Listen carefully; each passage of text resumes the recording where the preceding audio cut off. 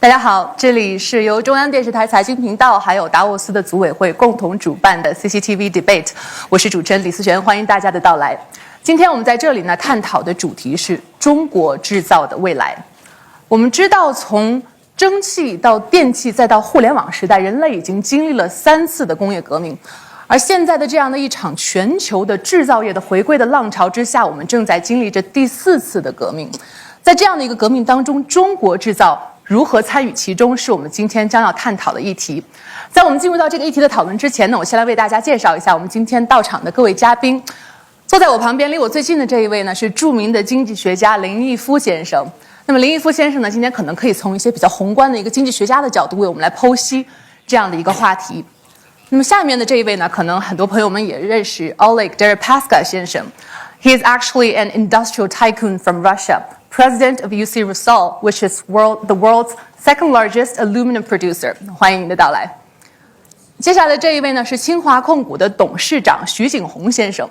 那么徐景洪先生的身份呢，也非常非常的多样，因为首先可能您是这个理工男这样的一个背景出身，所以说您懂技术懂行业。那么与此同时，其实清华大学呢也是中国的培养人才，尤其是制造业人才的最优秀的学府之一，所以说今天您可能是有多重的身份。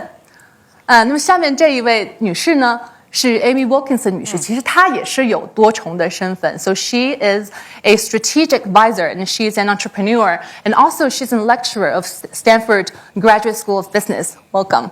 Thank you. 那么离我最远端的这位呢，可能很多朋友也认识这个沈南鹏先生 Neil Shan， 他是这个红杉资本全球执行合伙人，所以说今天他的观点可能是代表着这个投资方、资本方。我们今天聊的这个话题是中国制造，我相信啊，我觉得台上和台下所有的朋友们应该都用过中国制造的东西。I don't believe this, but if anyone thinks that you've never ever used any products that's made in China, please raise your hand.Oh, there's one. Really? I think there's a reasonably high chance that you're probably sitting on one of those chairs. I'm not exactly sure, but just in case that you've never seen one before, I actually brought over some made in China products all the way over from China. Those are my personal gadgets. And I'm just going to do a very brief demo here. So the white one, the white toy over there, is actually a quadcopter, or we call it drone, for filming.But it's a shame that I can't fly it here in Davos due to the high security level. But I really want to show you this really cool hi-fi speaker that I have. Just, can we have a closer shot of the hi-fi so that everyone sees it? Just watch the...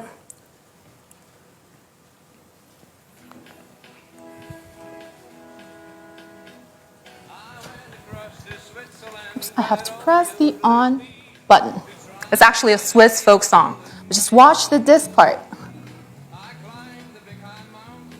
It's taking a while. I'm saying it's cool because it actually flies. Okay, that's good.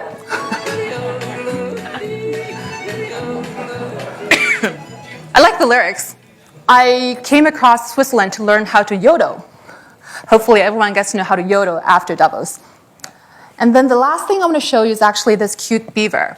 I actually bought it from a gas station right outside of Davos. Judging from the bottom, it's actually also made in China. Made in China. Made in China. It says it's made in China. And actually numbers shows that actually by 2012, 85% of the toys sold in Switzerland are made in China.So now here comes the question. We've got a whole spectrum of products that are made in China, from high-speed rails to tech gadgets to stuffed toys. But where exactly is the future of made in China? 这样的一个问题呢，我想先问一下沈南鹏先生，因为我们常常说啊，这个资本的目光可能是最敏锐的、比较超前的。那您觉得中国制造的未来究竟在哪个领域是最有竞争力的？从一个短期的情况看呢，这样的一种特征的行业，恐怕中国制造有更大的机会。首先是变化比较快的行业，而且呢，中国本身的这个市场是重要的一个服务的这个市场之一。比如讲，我们看那个智能手机，是跟智能手机相关的不管是这个摄像的还是音响的这个零部件，基本上已经从以前的欧洲的一些国家和像日本都逐渐被中国公司所抢去市场份额，他们变成了这个市场上的主流者。为什么呢？因为这个市场变化很快，10年以前没有智能手机，今天智能手机已经成为全世界移动互联网里面最重要的一种工具。第二个，中国的市场是一个智能手机市场上最重要的一部分，那么靠近用户，所以呢，中国公司能够弯道超车所以比如讲你刚刚讲到那个 drone 对吧？那个这个就是飞行器，这个市场也是一个比较新的市场。那么这个市场恐怕中国未必是说全世界里面占多大的市场份额，但是因为市场变化快，所以中国公司的机会就大了。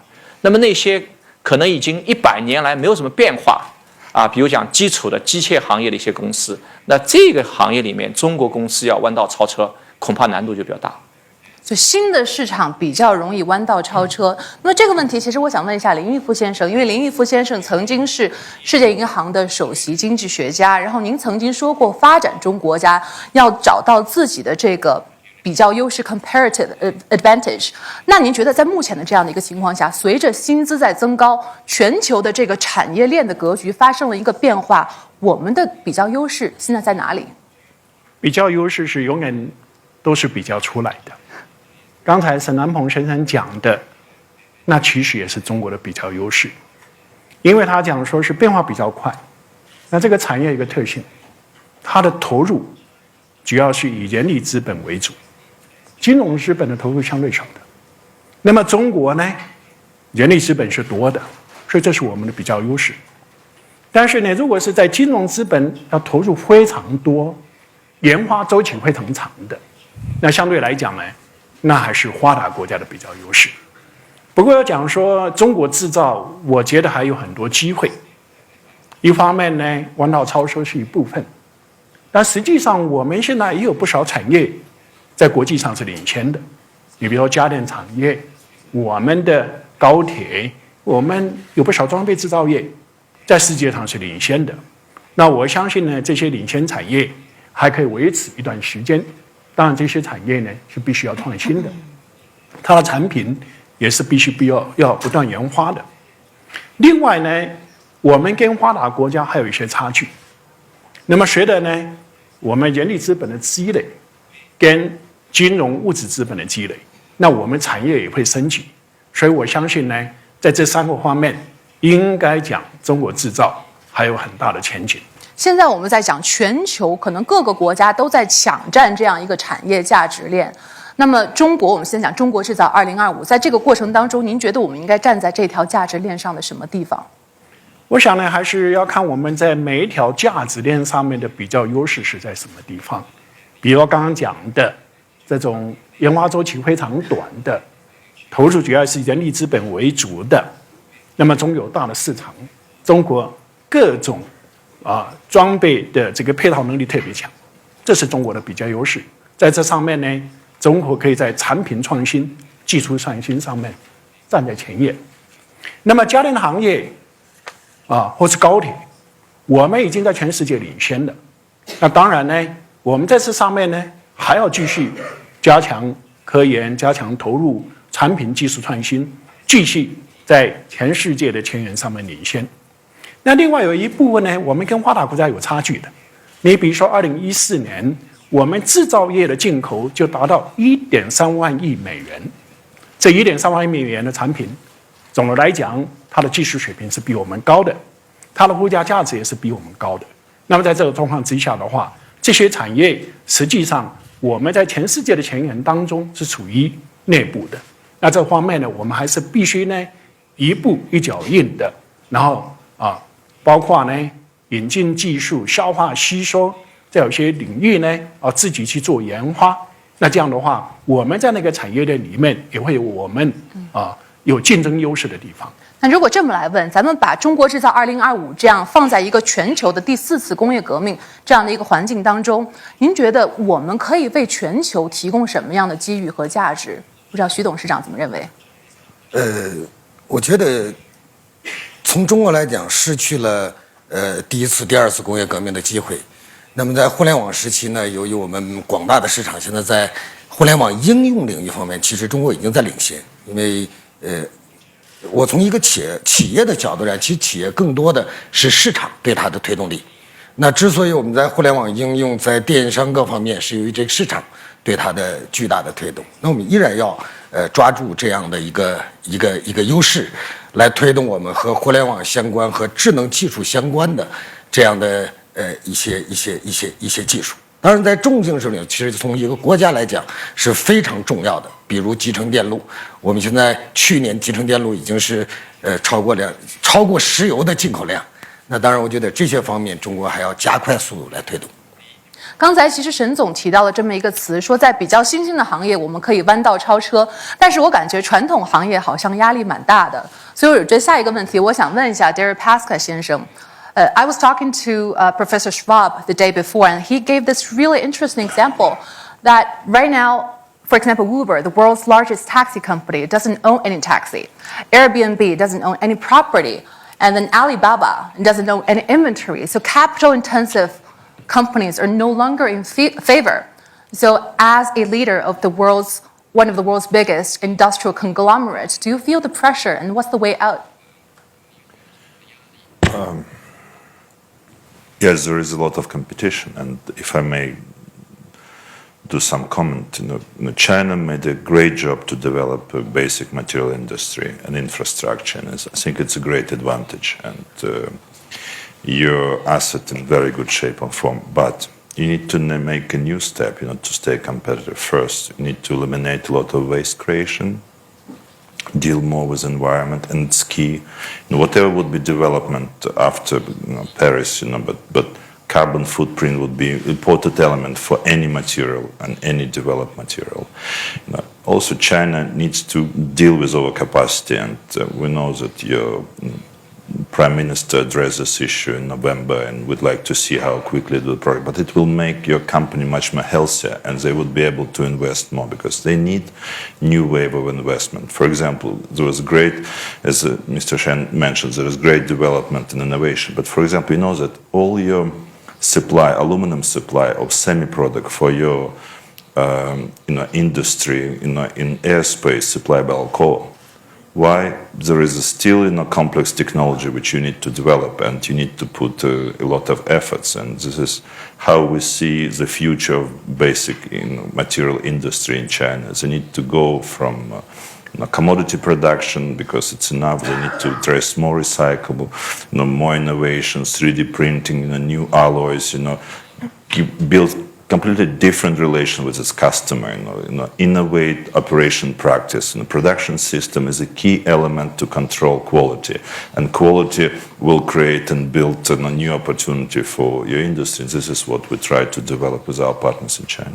So take the example of your company, Raford, how to innovate, because I actually did watch one of your company's campaign videos. It's innovation as actually the key word, but then how as a traditional business? No, we try to first solve simple problem. For example, China depends a lot on copper import. We develop an alloys which substitute copper and make a better product, better conductivity.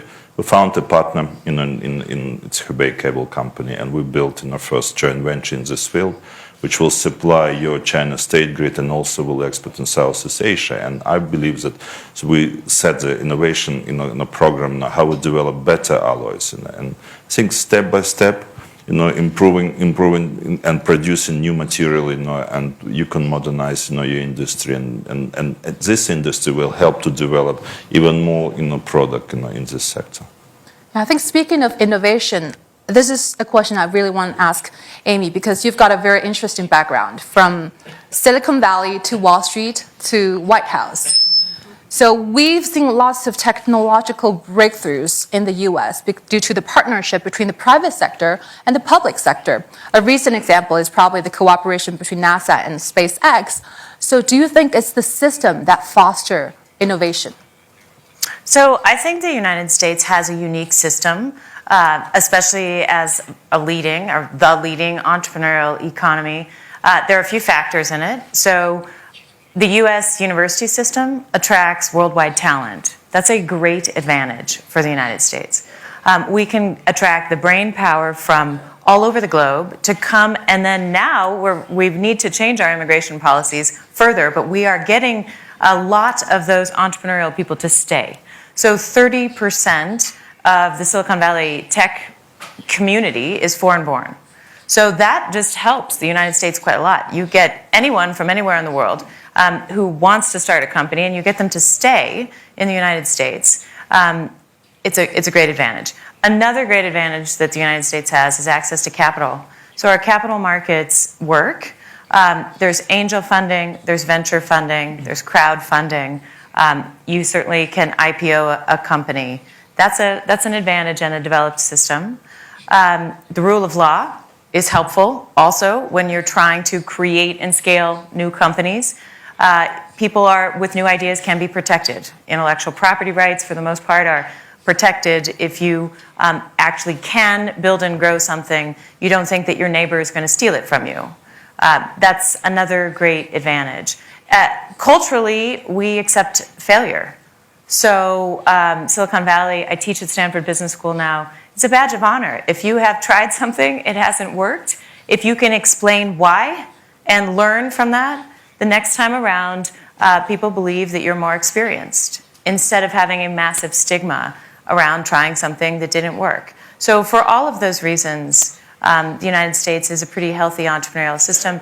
I did work in the White House for 4 years in the trade office. I did international economics and trade. And you pointed to the SpaceX example. Tesla Motors, Elon Musk is one of our greatest entrepreneurs. He is foreign-born. He is from South Africa, operates in California, and there has been government assistance to Tesla. He took a government loan for the all-electric vehicle. SpaceX, for the reusable rocket and resupplying the International Space Station, has enormous contracts with NASA. So there is definitely a crossover connection that makes that special ecosystem work for our country. 我其实听到了刚才总结起来4点啊，一个说这个 talent 人才，然后 capital 资本，然后其他的可能是一些这个机制上的一些东西，包括对于这个 IP 的保护。那么还有一点可能对于错误的包容。这几点里面，我不知道你们认为目前我们都满足吗？还是有所缺失？其实我感觉刚刚Amy讲的关于这个美国的很好的这个鼓励创新的这样的一个 ecosystem， 我们在中国基本上也都有了。其实这已经不是美国的专利了啊！当然，我们是在过去的30年以内这个以来，通过这个互联网的发展，带动了这个 ecosystem 的这个建立啊，包括你刚刚讲的这个容忍错误，然后对知识产权的保护啊，包括这个这个创新很多来自于学校。我认为这些东西其实在中国基本上都有，可能唯一没有的。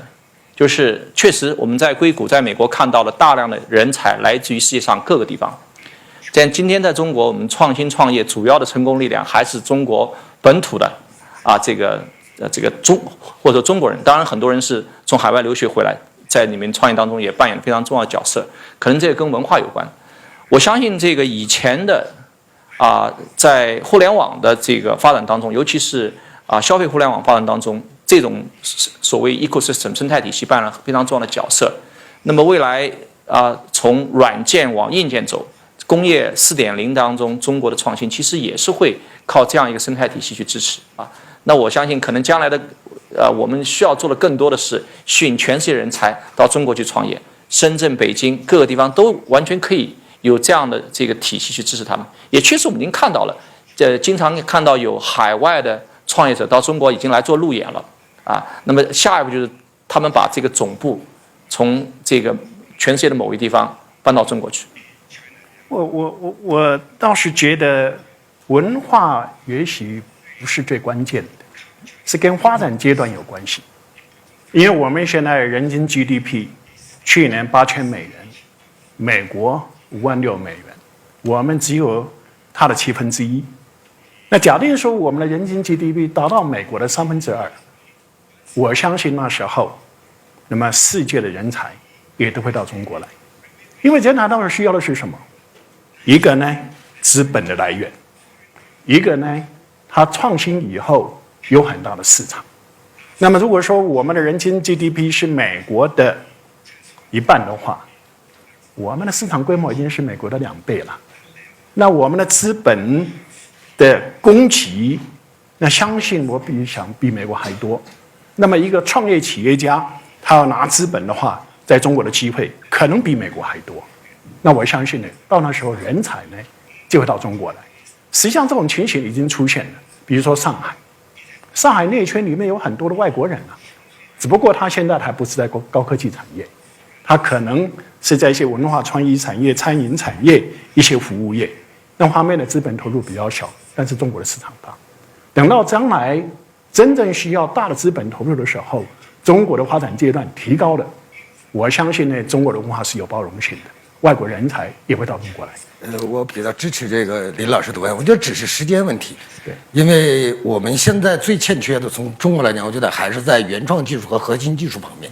因为从这个过去你拿的那些好玩的东西，可能很多的核心的技术并不属于这个我们自己发明的。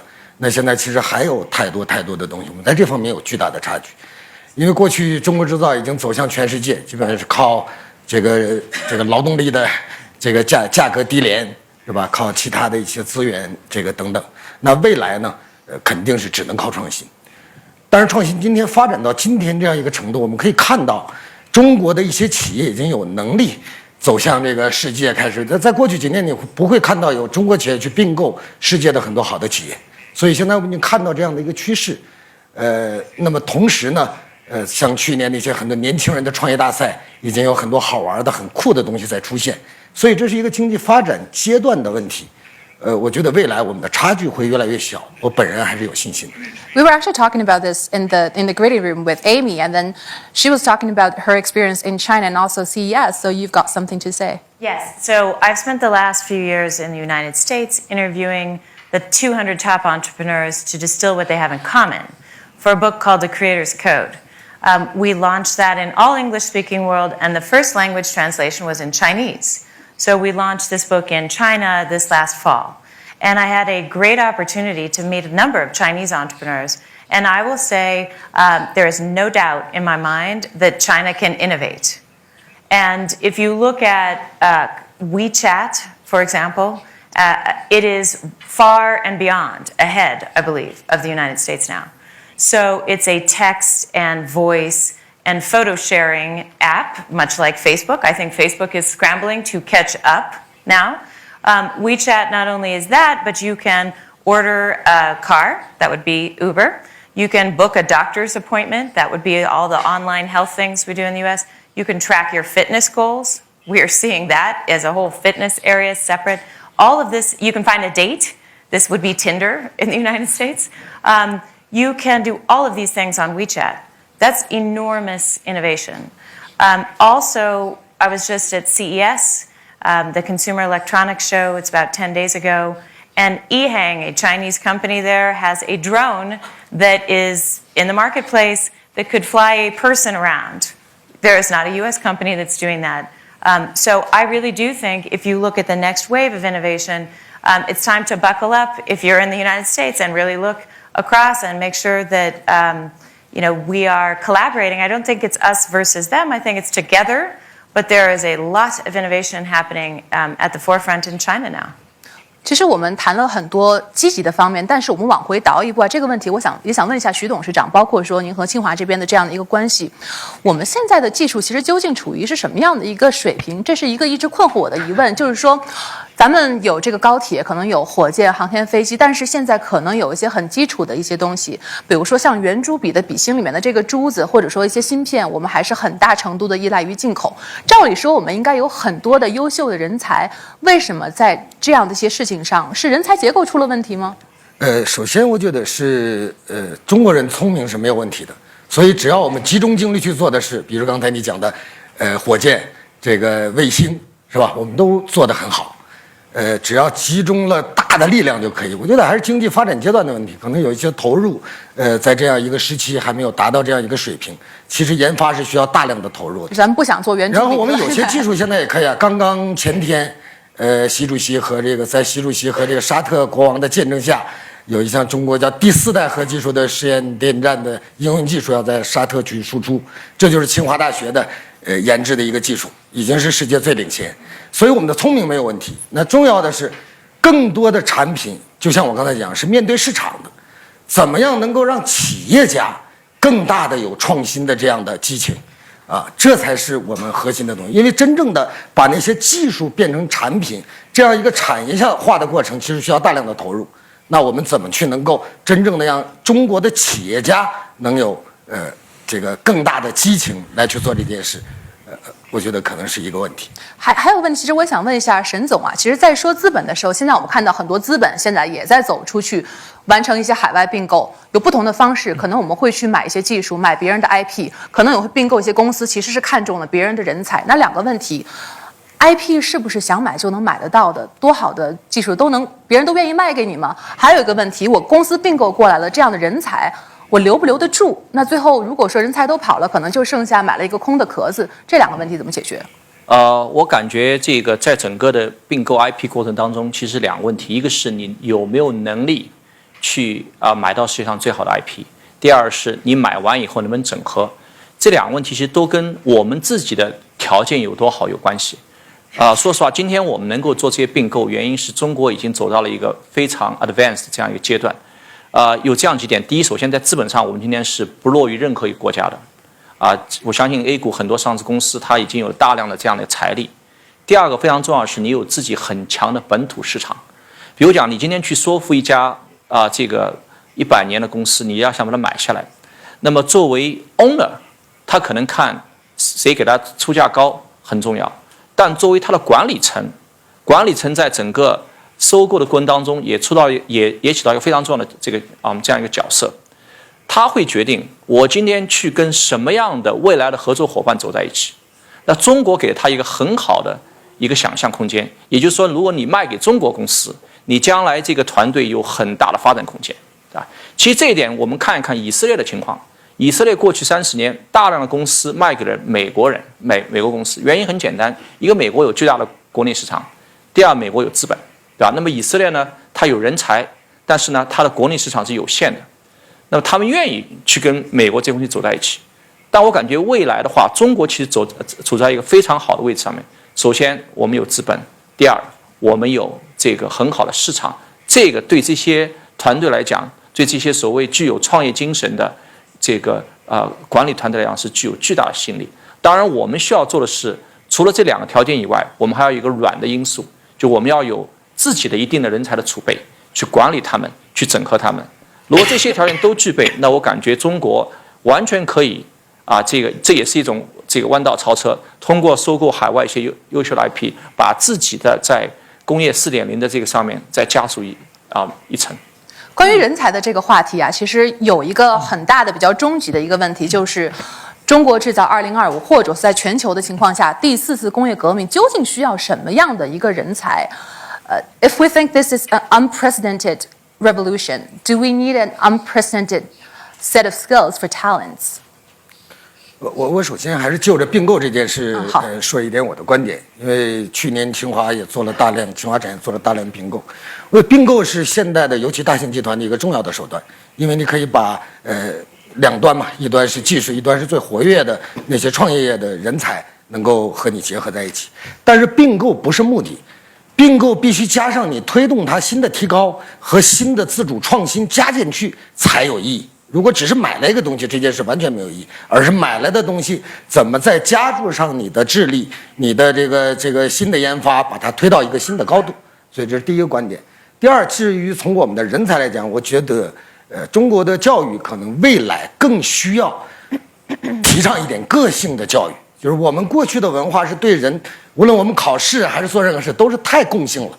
我们应该有一种文化，让那些充满着个性的人能够充分的发挥。所以我们是一个不大宽容的，对于这个奇才，我把人才有时候分为叫这个专才、全才和奇才。我们对奇才是不大接受的，但是其实很多伟大的事业都是奇才创造的。所以首先是宽容，要让那些有奇思怪想的人在中国能够很好的发展。当然，我们现在刚刚讲到圆珠笔芯儿，其实主要是一个工艺的问题。我们现在缺乏非常好的高端的这个技术工人这样的人才，就是这种过去所谓的工匠。所以现在职业教育我们也面临着很大的需求，需要一个大的提升。我补充一下，刚刚徐总讲的关于人才的问题，就我感觉有一个很重要的一种特征，在我们看到的这些优秀的创业者身上，就是这种好奇心啊。这种好奇心可能是让他在追求整个这个技术的这个发明过程当中，是一个重要的一个驱动力量，不仅仅是看钱啊。我认为这个在我们教育当中可能需要这个去进一步去加强的帮忙。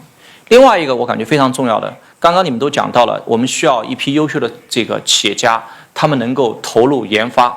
但我认为在这个过程当中，我们看到了，往往一些优秀的这些创新企业以科技驱动的，它的领军人物是复合型人才，或者我们叫跨界人才。它既有非常强的科技研发的能力和背景，同时呢，它又有企业管理和对市场的这种敏感度。只有两者很好的结合的这样的领导人，这样才能真正领导一个比较创新的企业。你比方我们看到这个无人机的市场里面，对吧？那个公司里面，创业者里面，既有对市场感觉非常非常好的这个年轻的这个市场的开拓者，也有在这个科大这个具有多年研究经验，但同时又对市场有很强的把握能力的这么一些科学家参与，这个我感觉非常重要。所以说，其实我们需要专才，就是说像高级技工这样的，我们也需要全才、复合型人才，还需要一些奇才。对，我想确实我们需要有多种不同类型的人才，因为呢，随着它不同的产业在世界产业链所处的位置不同，那它所需要的人才是不一样的。你比如像沈总讲的弯道超车的企业，那么我们确实需要有好奇心，能够把握市场方向的。那么我们有一批现在在世界领先的企业，那么它也是要做非常扎实的，把自己的产品继续呢做得好。另外呢，我们还有不少产业跟世界有差距的，我们还在追赶阶段的。那么在那种状况之下的话，同样的是需要非常扎实的、脚踏实地的。那么看清呢，中国现在国内的市场发展的情况怎么样，跟国外的差距是多少，有哪些是可以引进、消化、吸收，有哪些是可以并过，有哪些是可以到国外去设计研发中心。那么这个方面所需要的人才是不一样的。所以在中国讲人才不能只讲一类，确实必须根据我们的产业在世界前沿的状况的差距的差异，然后来培养这方面的人才。今天其实我们讨论的是中国制造的未来。其实中国制造 Made in China 这件事情，它本身也是一个品牌，我觉得这是一个可能今天也是很重要的一个议题。那么说起中国制造，我觉得可能在座的所有，包括所有的人，对于它都有一些已有的印象。现在呢，可能中国制造也在经历一个品牌再塑或者说我们讲的 rebranding 的这个过程。那么对此呢，其实我们呢准备了一段小片，我们现在其实可以看一下这段小片。So we prepared a video. Just like take a look at the VCR.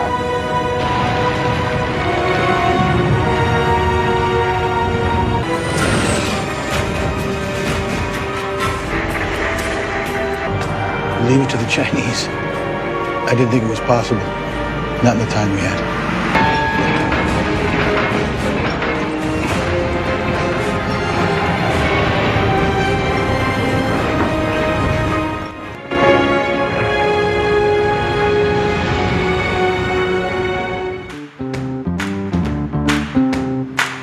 Very good quality and very good price. Honestly, I thought everything came from China. No Brasil, tem-se aquela impressão de que os produtos chineses são mais baratos, né, e têm qualidade menor. First thing that comes to mind is they're normally made cheaply, but the quality's been improving, I think. With the Chinese products that are coming to the African market, one of the things I like about them is that they end up being a lot more affordable than probably products from other countries.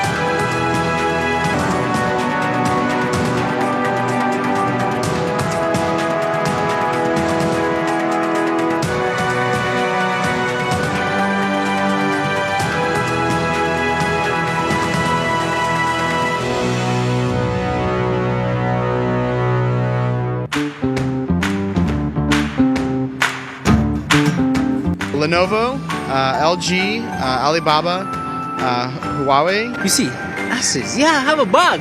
Maybe some electronic brands like the phone company beginning with H. Is it? Yes. Yeah. La marca que conozco es Xiaomi.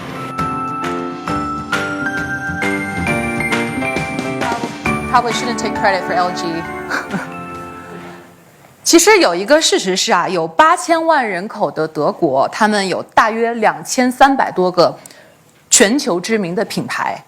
那么这来源于德国可能整体它的制造业上整体的这个竞争力。So the million-dollar question really is how to rebrand made in China. It's an open question. Everyone can take it. 怎么样进行一个品牌的重新塑造？这是一个同样是发展阶段的问题。你刚刚讲呢，中国的产品的质量不好，那我们现在看产品质量好的国家或是地区，像日本在50年代、60年代，不是给人家的印象就是产品质量不好，价格非常的低。80年代，韩国、我们的台湾东亚这些四小龙，他们的产品给人家的质量也是价格低，质量不好。那现在都不是。价格还可以，但是呢，质量非常好。我想中国是要走一个阶段的。开始的时候，当然呢，我们大量利用劳动力成本低，然后呢，技术是引进的。那世界上确实有很大的市场需要，价格低、质量不那么高的这种市场在那个地方，我们先占住那个市场，然后积累资本。那现在工资越来越高了。你的技术含量必然要越来越高，你的产品才有竞争力。那等到你的技术含量越来越高，产品有竞争力的时候，你的质量一定提高。另外呢，这个品牌也是，刚刚开始的时候，我们大部分是引进的，我们帮他做代工的，当然没有品牌。慢慢呢，我们先找别人做代工了，那我们品牌就有了嘛。所以我觉得呢，目标是很明确，我们要变成发达国家。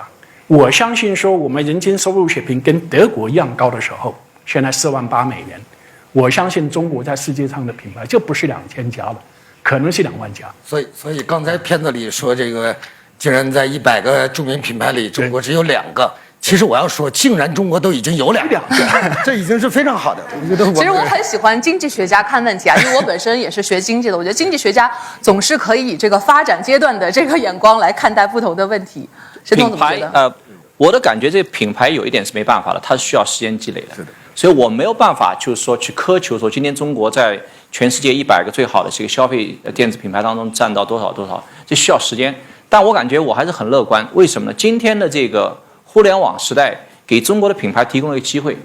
小米的历史，我想就是6年，对吧？然后咱们再看一看华为做手机，也就是7年的历史，对吧？那个大疆的无人机5年半的历史。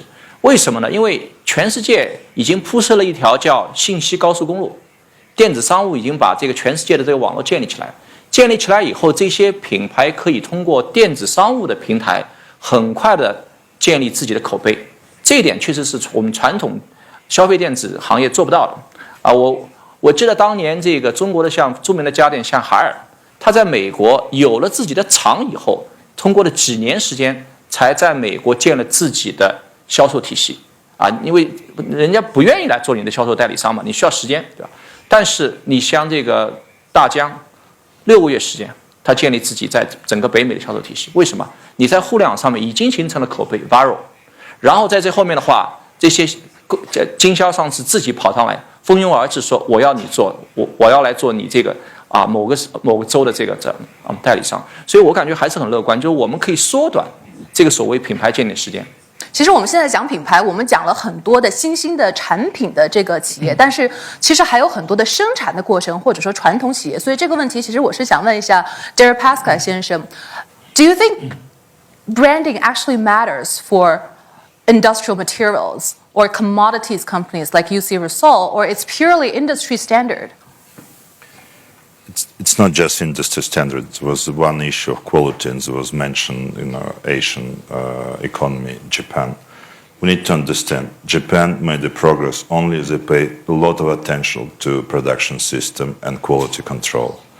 and they develop new culture, based on Kaizen, continuous improvement, and they purify. We have great example like Toyota, and I think this is the only way for Chinese, not just big but small, medium-sized enterprise, to develop production system and purify the processes, eliminating the waste, plus innovation.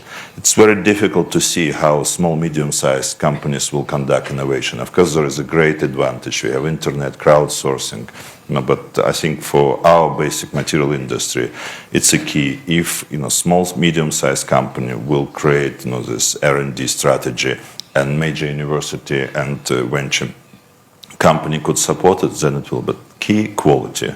The quality must be top priority, and only through production system and strong development of human resources and workforce, which respect the system and respected by the companies, the management, you can change. And we see a lot of progress, but still there is a lot of things must be done. I think quality is really key, but then, for example, for the questions to Amy, for example, take iPhone, for example. Do you think it's really the technology or the quality that makes it more expensive than some of the other phone brands? So if you take the iPhone specifically, it says designed in California, manufactured in China. So that is the branding of the iPhone right now. I completely agree with this point that quality matters. I think brands, whether it's made in China or a specific Alibaba as a brand or Google as a brand, the perception of brands changes very quickly in today's world. And the reason is technology brings transparency. And so we will find out a lot about the way companies operate, the talent, the technology, what goes into the products, because we have more transparency globally. So from a White House perspective, China has been very difficult with intellectual property rights violations. And many US companies in the last number of years have had a lot of trouble in China with copycat models, ripping off technology. We've invested a ton of money. And then quickly you see the same thing in the Chinese market. That's a big issue. This fall, when I was in China, Chinese entrepreneurs are complaining about this. Chinese entrepreneurs are saying, other Chinese entrepreneurs are ripping off my idea. I need to be protected. Okay, when you see that happening internal in a country, I believe it will be solved. Same thing with outsourcing for cheaper labor. The US market has looked to China as a cheaper labor market. Now I hear Chinese entrepreneurs saying, there's cheaper labor in Southeast Asia. Now what do I do? And so I feel like as China, we will transparently see this change. And I believe it will be fixed internally. And then the brand of Made in China will have a different impression in the world.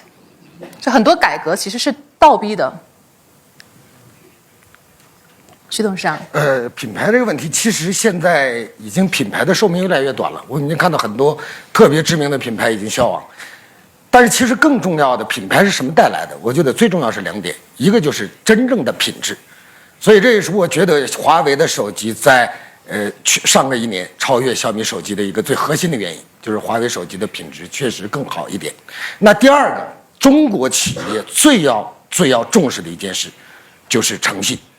我觉得我们无论假货也好，山寨也好，这些事情是我觉得必须改变的，这样中国企业才能够真正的树立起它应有的形象。那究竟是什么东西可以增加我们的品牌的附加值呢？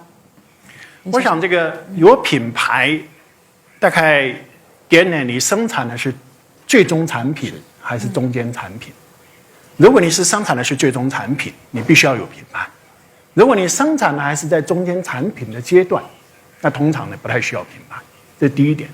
第二点呢，你要维持品牌呢，你生产最终产品，然后你要不断的提高质量，维护质量，那这样的品牌呢，它的认知度，然后它的影响力以及品牌的价值呢，就会不断的提高。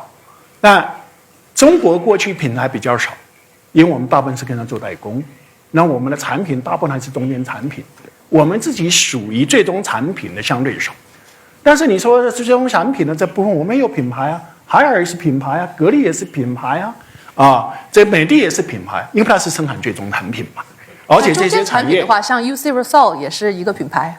是。刚才可能这个观点我不知道，其实 Jerry Pasca 先生同不同意？可能刚才已经问过这样的一个问题了，就是说中间的这些产品，其实我们有很多的这些现在的制造业都是生产中间的这些环节。当然，对他们来讲，品牌重要吗？但它认知度也很低了。也一样需要品牌，这是企业当中的品牌，对吧？因为你供给这个就是说最终的这个消费电子的配件，那同样的他们会反过来认可你是不是一个品牌。当然，直接面对消费者，它的品牌的可能溢价的差别会更强烈。对。那其实我们现在看，我们说品牌的国际化，品牌走出去是可能其中一个很重要的点，可能刚才很多的嘉宾也提到了，就是一种可能。运用一种国际的思维或者说国际的标准来做事情，在这个过程中，我相信大家可能看到过很多的案例，很多的公司，有没有愿意和我们在这里分享的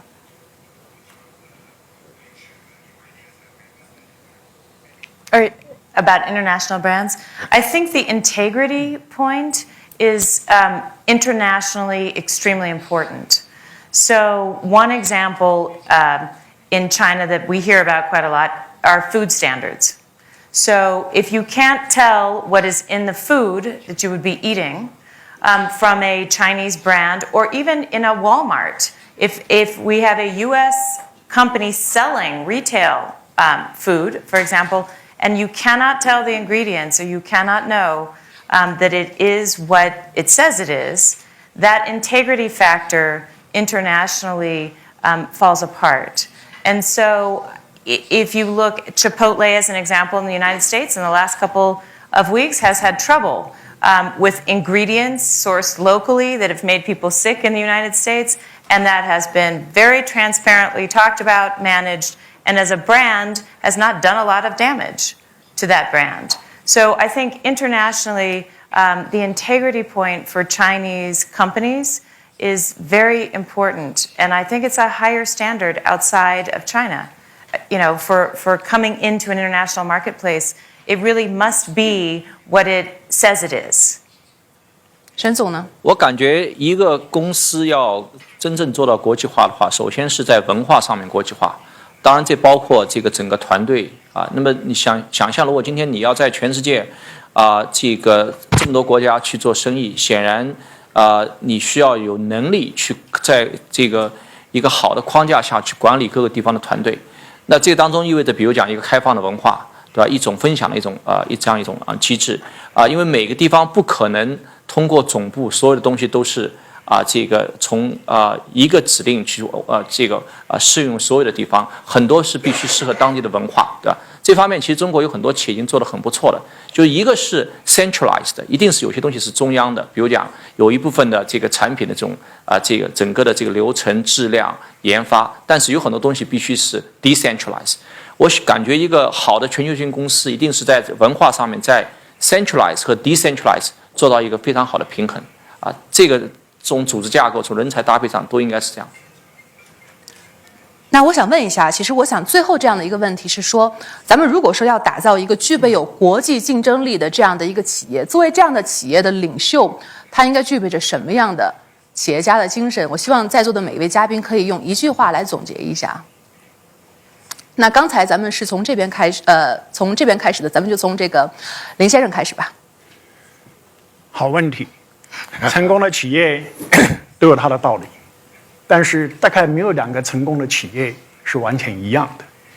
那么刚才呢，我觉得沈总讲的是挺对的。如果你要变成一个国际化的公司，你既必须有你自己的核心竞争力，但是呢，你也必须把握世界上不同国家、不同地区、不同发展程度的市场的特性。那么在这种状况之下的话，在集成跟分成之间，大概必须取得一个平衡。Mr. Jerry Pasca? I agree. You need to have a product competitive solution over long term, how to improve this product and production practice, which you could, copy, on your enterprise, which you open or your joint venture. And it's a key. If you wouldn't be competitive and if you couldn't capable, to deliver qualities, and you fail. And also for me, I think it's very important that China must go away from cost competition. It's in the past. It's a priority.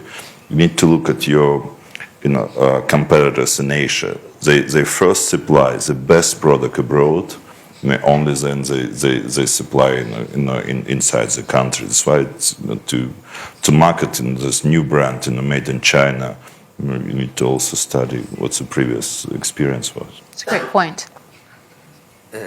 无论是国际，现在怎么用的很多这样的词，我都觉得国际企业家，企业家本身，我觉得我特别同意林老师的观点，就是其实真正的成功的企业家都是充满着个性的，可以说无论在性格，在他的这个管理模式各方面都有巨大的差异。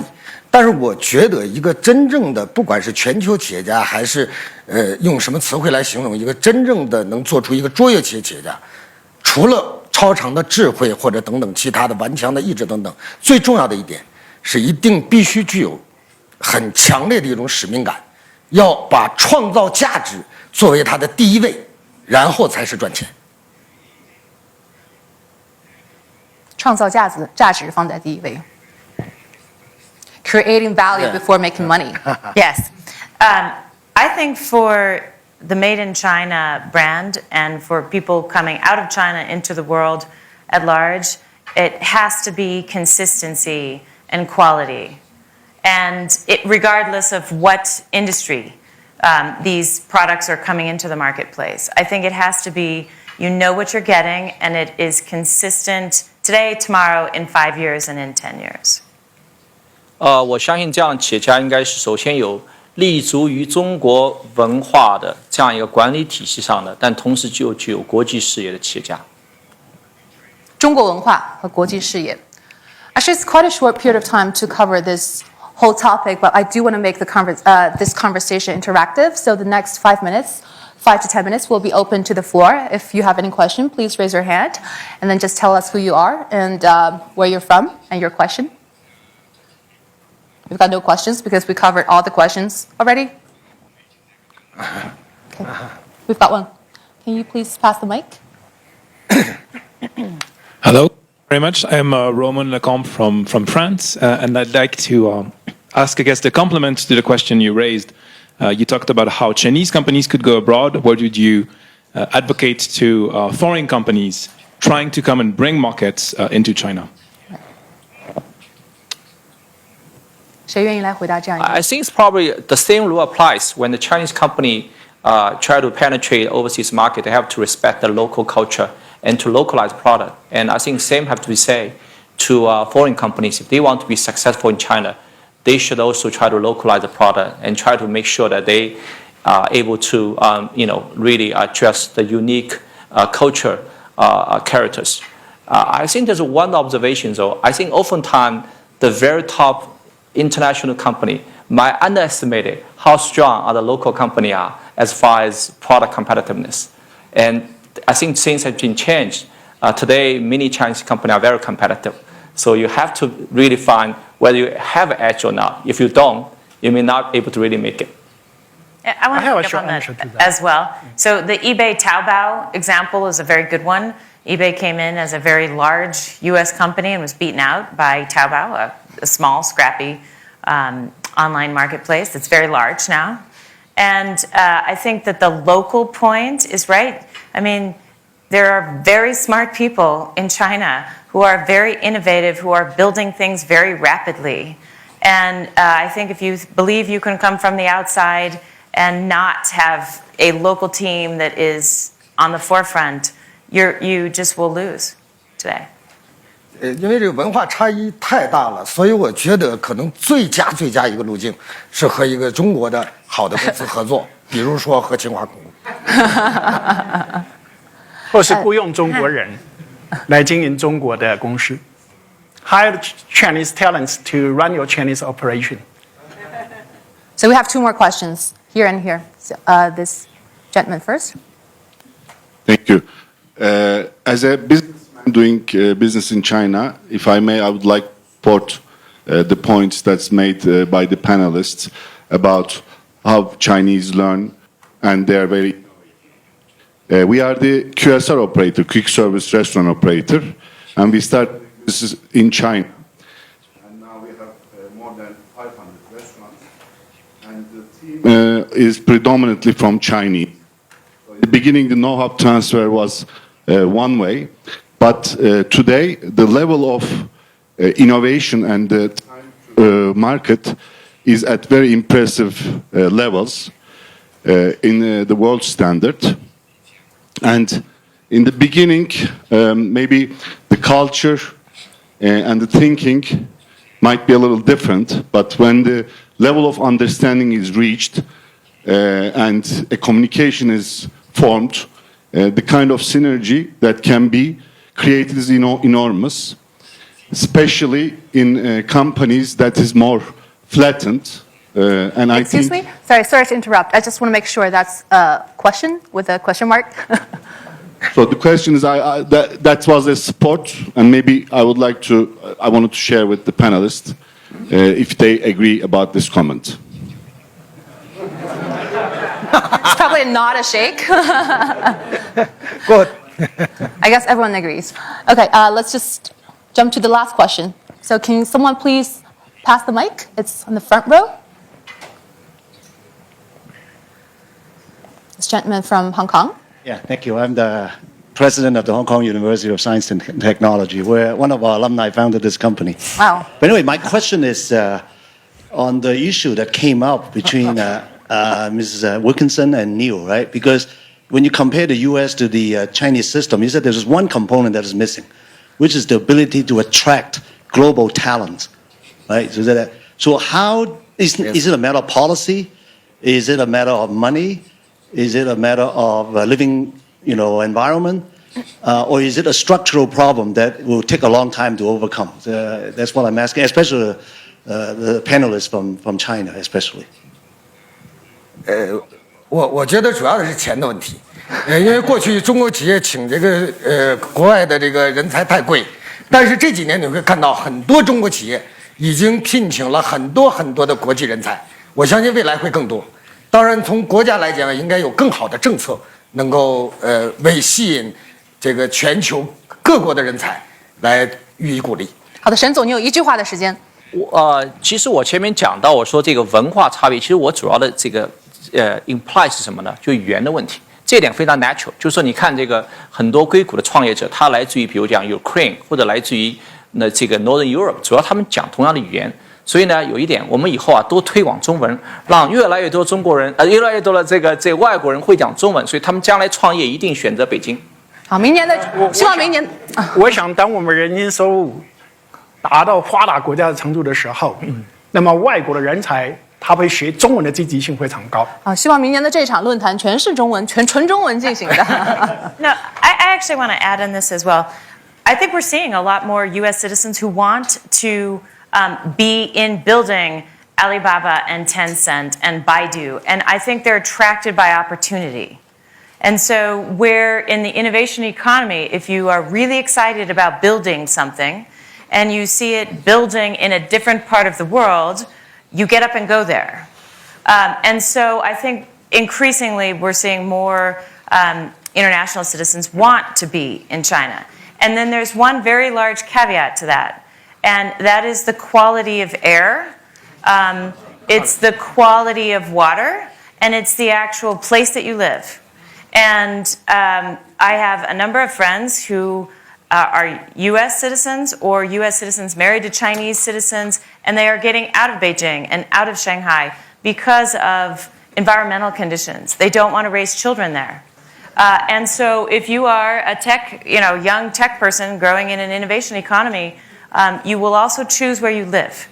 So I think that's a very important component of attracting talent. Opportunity first, and lifestyle is a very close second. Northern California is a beautiful place to live. Yeah. Right? And so a lot of people want to just live there because it's a nice and healthy place to live. 所以说到底，制造业的问题是经济的问题，可能也是综合性的问题。今天我们在这里探讨了中国制造业的未来，我们讲了人才，讲了技术，我们讲了品牌的重塑，讲了企业家的精神。我们关心中国制造业未来的发展，我们也期待的它能够在当下的这样的一场全球的第4次的工业革命当中带来自己的价值，带来自己的贡献。再次感谢大家今天来到我们的 CCTV Debate. Thank you all for this tremendous conversation, and thank you.